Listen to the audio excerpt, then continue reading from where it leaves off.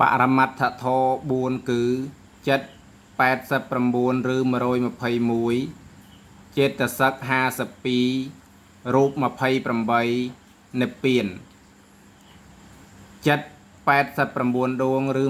121ដួងចែកតាមភូមិមាន4ភូមិគឺកាមាវចរភូមិមាន54ដួង